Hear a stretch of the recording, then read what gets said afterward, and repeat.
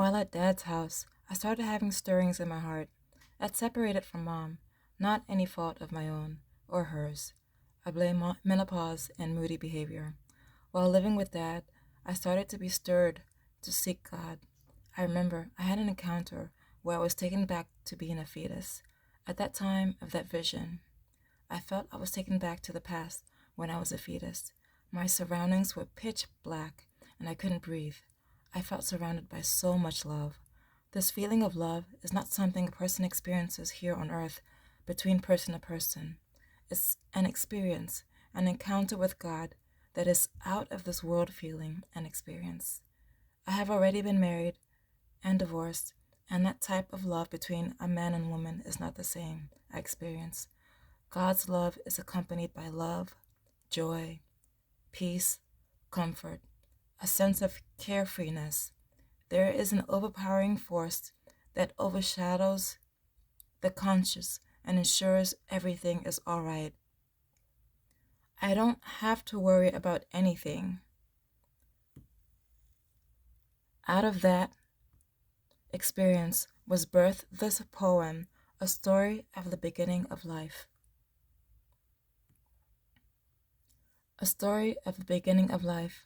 Once, a long time ago, there began a zygote. This zygote was started by your parents. Cells multiplied and multiplied. From the state of being a microscopic cell, you were transformed from a zygote to an embryo and then a fetus. You sucked your thumb lightly as you gasped for the floor that was your air. With eyes closed, you could only send messages to Mom, signaling her when you wanted food and other special needs. It was dark, yet warm and comforting. Nothing could bring you harm as long as Mama was safe. You dreamed dreams as you swam in amniotic fluid. Your bounce within her assured her of your safety. In this miniature swimming pool, the amniotic fluid was your barrier against a world that is full of surprises and dangers to come. But that didn't matter. You were safe, didn't have to feel the pressures of life, only a warm and beautiful presence. And this presence was and is the presence of God, or something He leaves us to assure us that He is always with us. His love is like an overflowing waterfall, thousands upon thousands of water pouring down. Like this, so His love was poured out to us when we were once fetuses. A beautiful and heartfelt feeling. Why was such a love necessary to nurture us in the first place?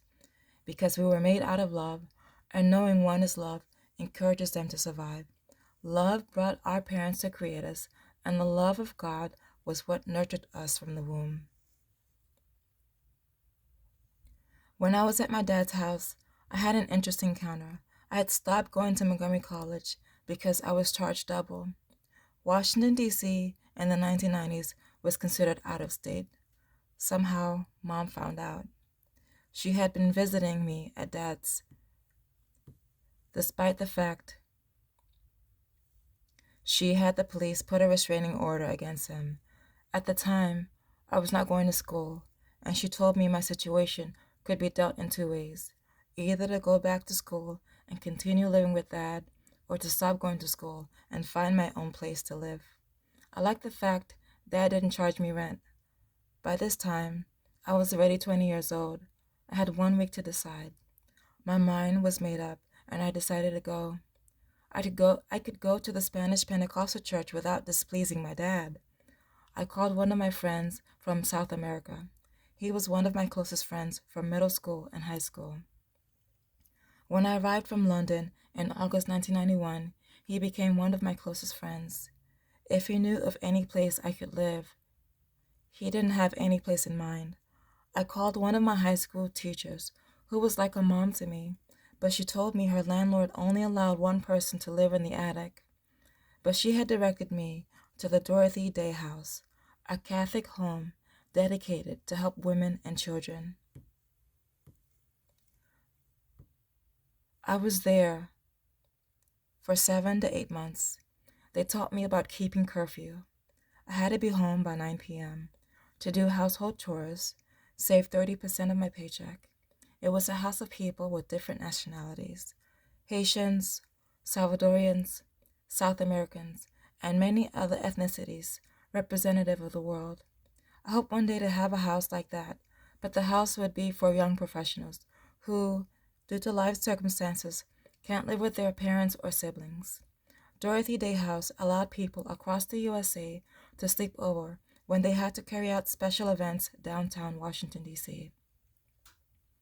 On one occasion, we had invited an Amish group to stay with us. It was the first time I learned about the Amish people. Mannerisms and their way of dressing was very conservative. Eventually, I was out of the shelter. I was attending El Calvario, the Calvary Church, and had received Jesus Christ in public. There was an emphasis for this to be a public gesture.